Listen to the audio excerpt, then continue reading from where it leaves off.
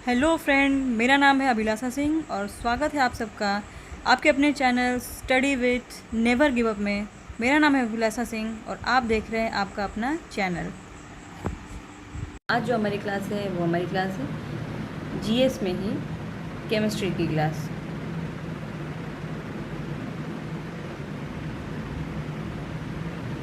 तो फ्रेंड, जो आज का हमारा टॉपिक है वो बहुत ही इम्पॉर्टेंट टॉपिक है। प्लीज़ फ्रेंड, इसे ध्यान से पढ़िएगा क्योंकि ये किसी भी कम्पिटिटिव एग्जामिनेशंस के लिए बहुत ही ज़्यादा ज़रूरी है। जी हाँ फ्रेंड, तो हमारे टॉपिक का नाम है इलेक्ट्रॉनिक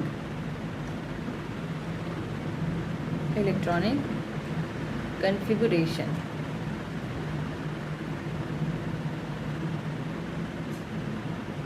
ठीक है फ्रेंड, इलेक्ट्रॉनिक कन्फिगुरेशन शुरू करने से पहले सबसे पहले हम ये देख लेते हैं कि इलेक्ट्रॉनिक कन्फिगुरेशन होता क्या है। It means what is the meaning of electronic configuration. तो friends, electronic configuration is nothing but only the arrangement of electron, distribution of electron in any orbital. ठीक है फ्रेंड, यानी कि जो भी इलेक्ट्रॉन होता है, किसी भी एलिमेंट्स में जो भी इलेक्ट्रॉन्स पाए जाते हैं उनका ऑर्बिटल में कैसे डिस्ट्रीब्यूशन होता है, कैसे अरेंजमेंट होता है, इसके जो भी इसका डिस्ट्रीब्यूशन होता है उसके अरेंजमेंट को ही हम क्या कहते हैं, इलेक्ट्रॉनिक कन्फिगुरेशन कहते हैं। ठीक है, तो चलिए हम स्टार्ट करते हैं फ्रेंड।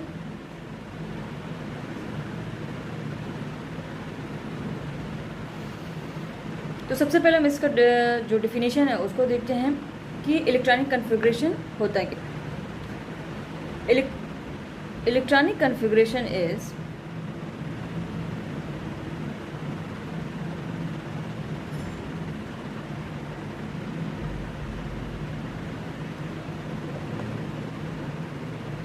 एटम।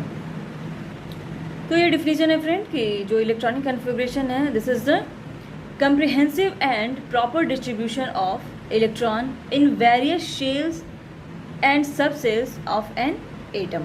ठीक है फ्रेंड, अब इसके कुछ हम एग्जांपल्स देख लेते हैं। एग्जांपल से हमको सारी चीज़ें क्लियर हो जाएंगी। तो सबसे पहले हम सोडियम का एग्जांपल लेते हैं। हम सब जानते हैं कि सोडियम का जो एटॉमिक नंबर होता है वो होता है 11। इसका हम इलेक्ट्रॉनिक कन्फिगुरेशन करेंगे तो क्या होगा, EC 1s2 2s2 2 2 4 2p6 and 3s1। ठीक है फ्रेंड, 11 होता है तो देखिए 2 2 4 6 10 1 11।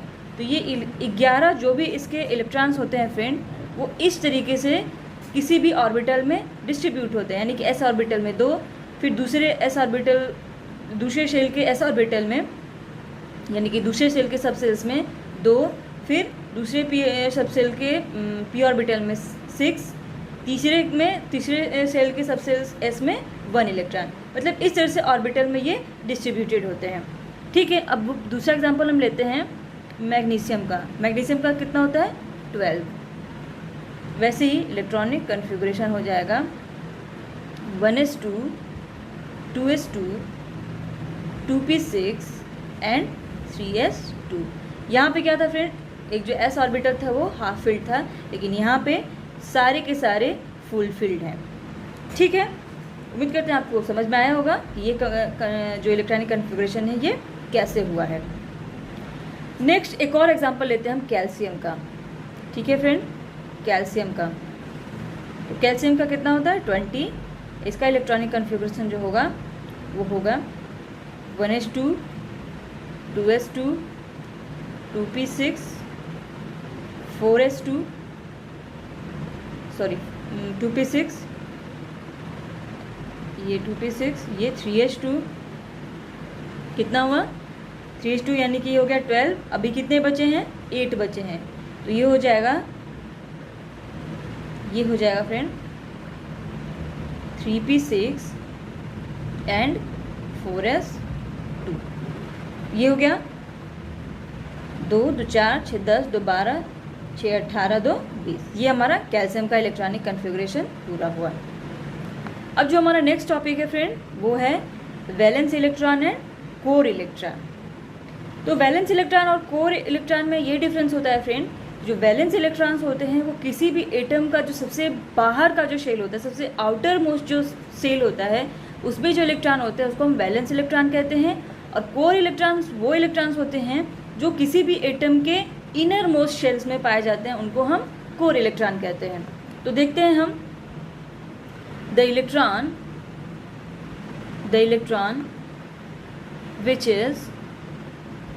which is present in the outermost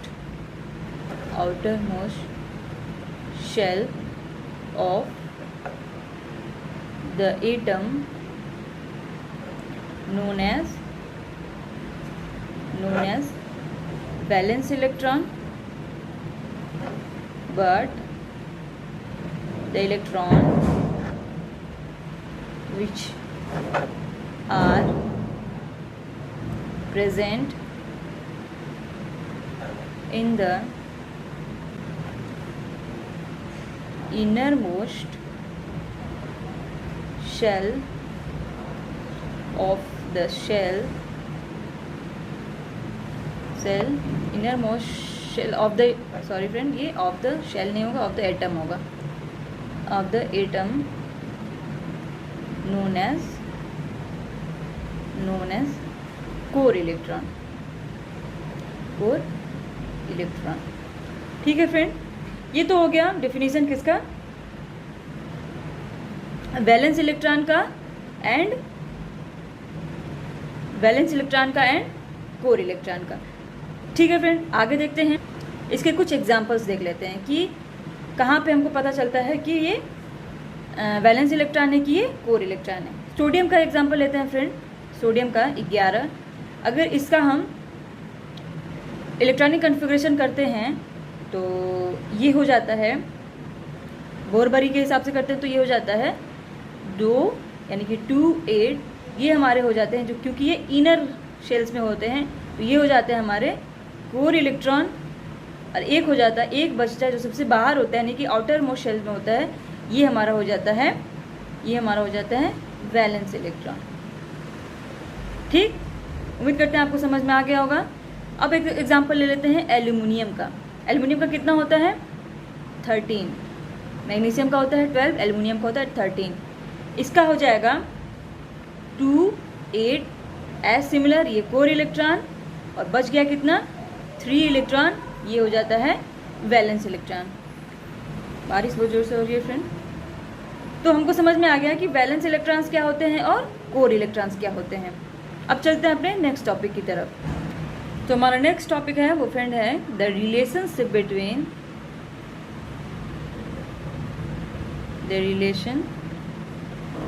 between valence electron and chemical properties of the element. तो फ्रेंड ये रिलेशनशिप है किसके किसके बीच में, वैलेंस इलेक्ट्रॉन जो होते हैं उसके और केमिकल जो एलिमेंट्स की जो केमिकल प्रॉपर्टीज़ है उनके बीच में जो रिलेशनशिप होता है उसके बारे में हम यहाँ पे डिस्कशन करेंगे। तो फ्रेंड्स इसके कुछ पॉइंट्स हैं जिसको हम यहाँ पे नोट कर लेते हैं, फिर हम आराम से इसको समझेंगे। तो जो फर्स्ट पॉइंट है फ्रेंड वो ये है कि the energy of valence electron in an atom is greater than the energy of core electron. The energy of valence electron are, sorry friend light चली गई, एक सेकेंड, इलेक्ट्रॉन इन एटम कर लेंगे। In the energy of valence electron in atom is greater than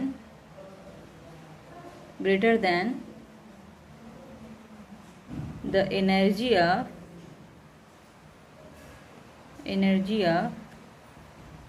core electron of atom। ठीक, जो energy होती है valence electron की किसी भी एटम में वो ग्रेटर होती है किसके, energy of core electron of atom, या ज़्यादा सही होगा इन एटम। ठीक है, अब जो नेक्स्ट पॉइंट है वो ये है कि by the valence electron of the atom of an element the valence of the element is determined. ठीक है, यानी कि जो वैलेंस इलेक्ट्रॉन होता है किसी भी एटम का, किसी भी एलिमेंट्स के एटम का, तो the valency of the element is determined. वो जो वैलेंस इलेक्ट्रॉन होता है वो उस पर्टिकुलर एलिमेंट्स के वैलेंसी को डिटरमाइन करता है, बताता है।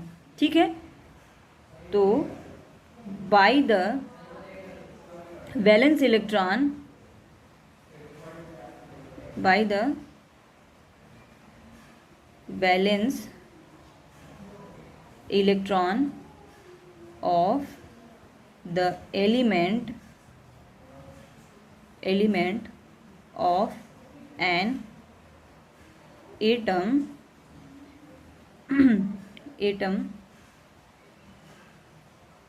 सॉरी ये उल्टा हो गया क्योंकि एलिमेंट्स का एटम होता है ना कि एटम का एलिमेंट्स, सॉरी। तो by the valence electron of the atom of an element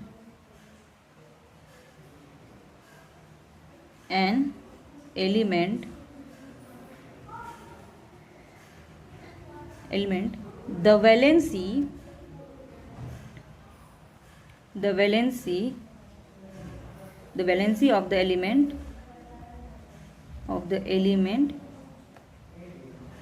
element is determined।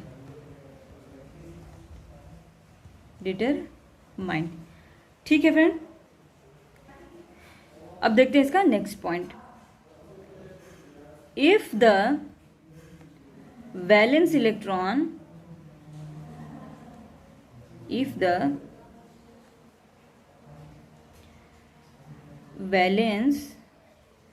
Electron of various atom of the element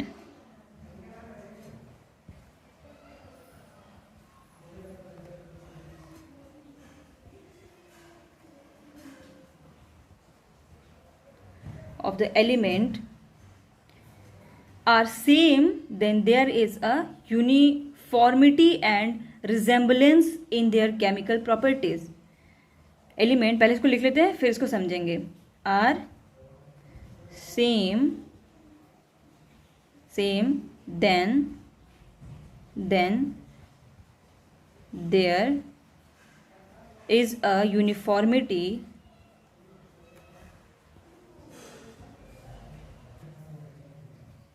properties. It means ये कि अगर जो वैलेंस इलेक्ट्रॉन ऑफ वेरियस, अगर अलग अलग एटम्स के जो वैलेंस इलेक्ट्रॉन होते हैं एटम्स में, जो वेरियस इलेक्ट्रॉन होते हैं एलिमेंट्स के, वो अगर सेम होते हैं तब क्या होता है, उनके जो केमिकल प्रॉपर्टीज होती हैं वो भी यूनिफॉर्म, यानी कि एज सच सबकी सेम ही होती है। अगर वैलेंस इलेक्ट्रॉन सेम है तो सिंपली हम कह सकते हैं कि उनकी केमिकल प्रॉपर्टीज भी सेम होती है। ठीक है फ्रेंड, नेक्स्ट हम देखते हैं। सिंपली हम ये कह सकते हैं कि द वैलेंस इलेक्ट्रॉन, उसी बात को हम दूसरे तरीके से कह सकते हैं कि जो the valence electron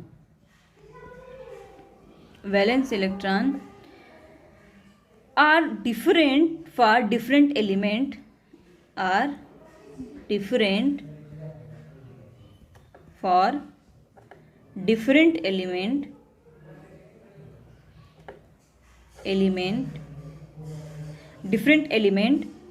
then their chemical properties are also different।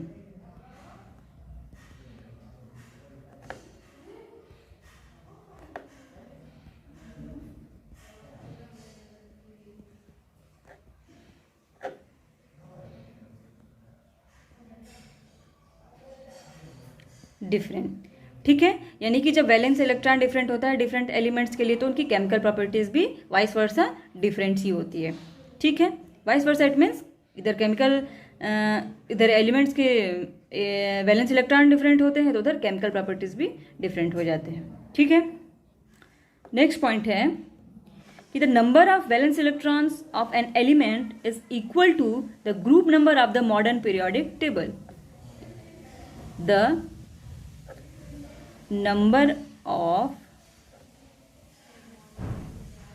Valence electron of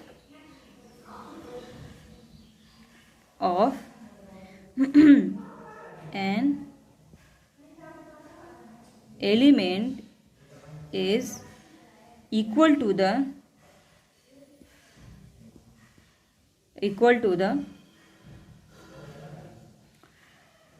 group number of the modern periodic table. अब ये मॉडर्न और ओल्ड पीरियोडिक टेबल तो आप जानते ही हैं, जो नहीं जानते हमारे पीछे की वीडियो जाके देख लेंगे, वहाँ पे इसके बारे में बताया गया है। ठीक है फ्रेंड, तो ये जो टॉपिक था ये यहाँ पे ख़त्म हुआ। अब चलते हैं अपने नेक्स्ट टॉपिक की तरफ, और वो है अफबाउ प्रिंसिपल के जो बेस्ड एग्जाम्पल्स होते हैं, जो अफबाउ प्रिंसिपल पे बेस्ड जो क्वेश्चंस होते हैं उसके बारे में पहले हम यहाँ पे बात करेंगे। क्यों हम डायरेक्टली क्वेश्चंस पे आ रहे हैं फ्रेंड्स? क्योंकि हम इसके बारे में, इसकी जो थ्योरी है इसके बारे में काफ़ी डिस्कशन कर चुके हैं अर्लियर। तो सबसे पहले जो अफबाउ का जो प्रिंसिपल है, किस बेसिस पे इसके क्वेश्चन सॉल्व होते हैं, वो है डिस्ट्रीब्यूशन ऑफ इलेक्ट्रॉन। ठीक है, जो एनर्जी, जो कन्फिग्रेशन ऑफ इलेक्ट्रॉन होता है या फिर डिस्ट्रीब्यूशन ऑफ इलेक्ट्रॉन होता है, उसका एक चार्ट होता है, उसके बेसिस पे ये क्वेश्चन सॉल्व होते हैं। तो सबसे पहले मैं वो बनाती हूँ। तो ये है 1s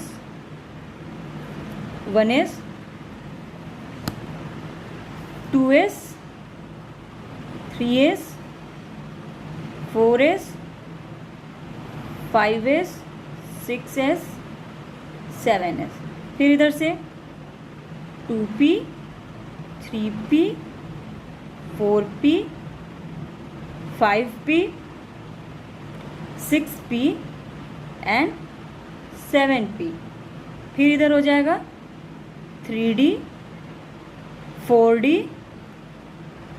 5d एंड 6d, ये इधर हो जाएगा 4f एंड 5f। अभी जो है ये एरो ऐसे आता है, ठीक, ये एरो ऐसे आता है।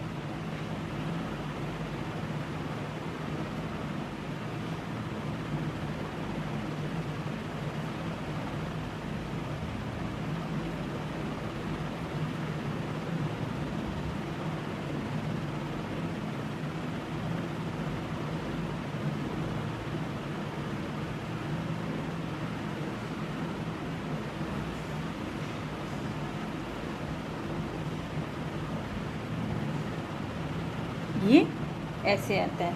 ये ऑर्बिटल में भरने का ये जो इलेक्ट्रॉनिक कन्फिग्रेशन, वो जो हम वहाँ पे 1s2 2s2, अभी मैंने इलेक्ट्रॉनिक कन्फिग्रेशन जो किया वो इस वे में वो कन्फिग्रेशन होता है। अब इसको हम मिला देते हैं, ठीक, ये एरो के बीच में से ये जाता है, ठीक,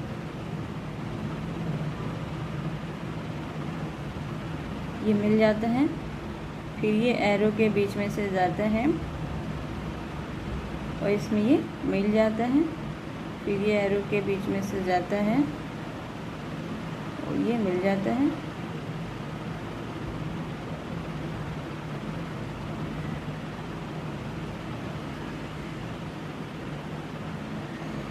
और ये मिल जाता है। कहने का मतलब है कि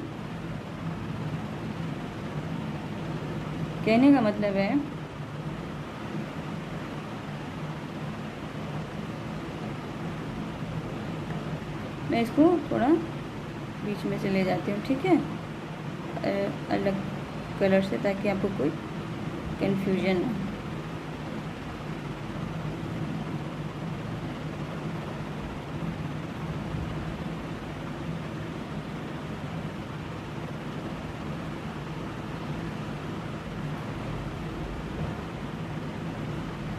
ठीक है, मतलब ये ऐसे आया है, ये ऐसे आया है, ये ऐसे आया है, ये ऐसे आया है, ये ऐसे आया है।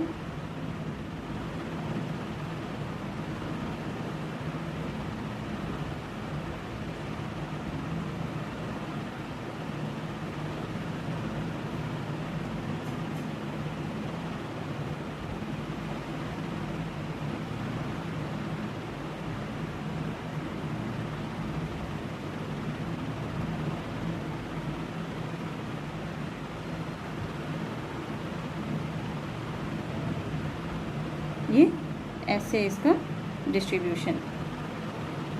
ठीक है फ्रेंड, यानी कि पहले 1s में इलेक्ट्रॉन, फिर 2s में, फिर 3s में, फिर 2p में, फिर 4s में, फिर 3p में, सॉरी पहले 1s में, फिर इधर से आया ये 2s, फिर ये आया 2p, फिर 3s, हाँ फिर 3p, फिर 4s, फिर 3d, फिर 4p, फिर 5s, ये 5s है, फिर 4d, 5p, 6s, फिर 4a, 5d, 6p, 7s, फिर ये यहाँ से गया, यानी कि फिर 5f, 6d, 7p। मैं यहाँ पे लिख देती हूँ। पहले ये आएगा 1s में, फिर ये जाएगा 2s में, फिर ये 3s में, फिर ये 2p में, फिर 4s में, फिर 3p में, फिर 3d में, फिर 4p में। आफ्टर दैट इसके बाद आफ्टर इसके, ठीक 4p तक हमारा हो गया था। 4p में फिर 5s में, फिर 5s से फिर ये गया 4d में, फिर 5p में, फिर 4d में, फिर 6s में, फिर 4f में, फिर 5d में, 5d, फिर 6p, 7s, 6p, 7s, s है, फिर कहाँ गया 5, फिर ये गया 5f में, फिर 6d में, फिर 7p में। फिर आपको ये समझ में आ गया होगा कि किस ऑर्बिटल में पहले इलेक्ट्रॉन भरता है और किस में बाद में। तो ये है सीक्वेंस इलेक्ट्रॉन के डिस्ट्रीब्यूशन का। ठीक है, तो इसको समझते हैं फ्रेंड, इस क्वेश्चन से, जो क्वेश्चन यहाँ पे दिए गए हैं। तो जो हमारा क्वेश्चन नंबर फर्स्ट है फ्रेंड, वो ये है कि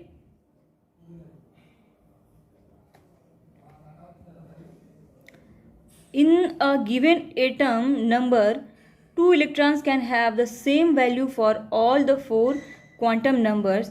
This is called, क्या होगा, Pauli's exclusion principle। क्योंकि ये अच्छी तरीके से पॉली एक्सक्लूजन प्रिंसिपल में पढ़ चुके हैं कि क्या, कि electron can have the same value for all 4 quantum number. No 2 electron, मतलब 2 इलेक्ट्रॉन के लिए चारों क्वांटम नंबर्स जो होते हैं वो सेम नहीं हो सकते, ऐसा पॉली एक्सक्लूजन प्रिंसिपल में कहा गया था। ठीक है, तो इसका जो ऑप्शन है वो डी सही होगा। नेक्स्ट क्वेश्चन है friend, the arrangement of orbitals on the basis of energy is based upon their n+1 या n+l value lower the value of ये n+1 है, नॉट l। ठीक है, ये n+1 है। ठीक है friend, lower the value of n+1 lower is the energy for orbitals having same value of n+1, the orbital with lower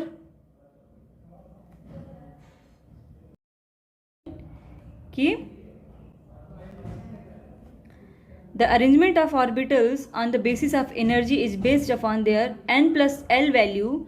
Lower the value of n+l, lower is the energy. For orbitals having same values of n+l, the orbital with lower value of n will have lower energy.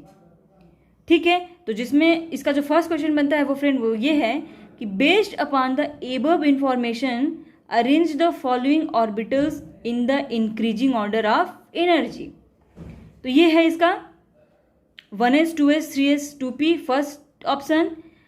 इनको हमको increasing जो energy का order होता है, order of energy का जो increasing तरीका होता है उसके बेसिस पे हमको लिखना है। फिर है 4s 3s 3p 4d, फिर 5p 4d 5d 4f 6d, फिर 5d 6d 7s 7p। ठीक है, तो इसका आंसर ऐसे हो जाएगा, जो ए 1s 2s 3s 2p है इसका जो increasing order of energy level है वो ऐसे होगा कि 1s is lower than 2s 2s is lower than 2p 2p is lower than 3s, यानी कि इंक्रीजिंग ऑर्डर होगा 3s, after that 2p, after that 2s, after that 1s। B वाले में होगा 4d is 4d 4s4 and 3p and 3s, यानी कि 4d is greater then 4s 4s is greater then 3p 3p is greater then 3s। तो ये सबसे ज़्यादा इसमें 4d की होगी, इसमें 3s की होगी। फिर इसमें सबसे ज़्यादा 5d की होगी, फिर 4f, फिर 6s, 4f, फिर 6s, फिर 5p, फिर 4d। इसमें सबसे ज़्यादा 7p की, फिर 6d की, फिर 5f, फिर 7s। ठीक है, नेक्स्ट जो है दूसरा वाला कि based upon the above information solve the question given below. Which of the following orbitals has the lowest energy, तो ये 5s होगा। Which of the following orbital has the highest energy, तो इसका होगा 5f होगा। ठीक है फ्रेंड, अपने नेक्स्ट क्वेश्चन की तरफ देखते हैं। बैकग्राउंड की आवाज़ को ध्यान में दीजिएगा। नेक्स्ट क्वेश्चन है when 3d orbital is complete the new electron will enter the क्या 4p ऑर्बिटल। ये जो अभी हमने सीरीज देखी थी उससे हमको ये पता चला था, जब 3d ऑर्बिटल कंप्लीट हो जाता है तो फिर नेक्स्ट जो होता है वो 4p ऑर्बिटल की भरने की बारी आती है। तो फ्रेंड, उम्मीद करते हैं आज की क्लास आपको अच्छी लगी होगी, ज़रूरी लगी होगी और हेल्पफुल लगी होगी।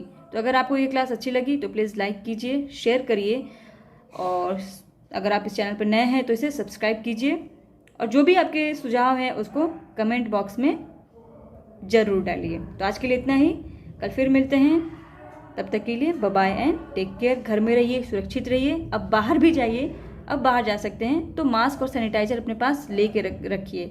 मास्क को मुंह पे लगाइए, प्रॉपर लगाइए, हो सके तो डबल मास्क का प्रयोग करिए। ठीक है फ्रेंड, तो बाय एंड टेक केयर।